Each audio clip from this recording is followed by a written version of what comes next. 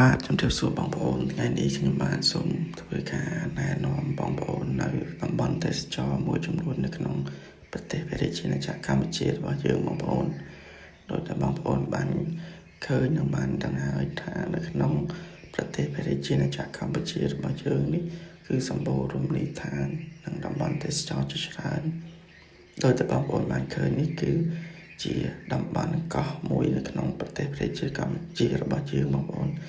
ដែលបងប្អូនអាចធ្វើដំណើរកម្សាន្តជិះទូកលេងស្គយគុណទេសភាពដោយតែខ្ញុំបានថតចឹងបងប្អូនហើយក៏អាចបងប្អូនអាចធ្វើការស្ទូចត្រីលេងកម្សាន្តហើយមួយទៀតដែរបងប្អូននៅក្នុងសមុទ្រនៃប្រទេសព្រះរាជាណាចក្រកម្ពុជារបស់យើងគឺសម្បូរណាបងប្អូនសម្បូរធនធាននិងមច្ឆាជាច្រើនដោយបងប្អូនឃើញចឹងគឺត្រីមានសភាពធំសម្រាប់ការកម្សាន្តលេង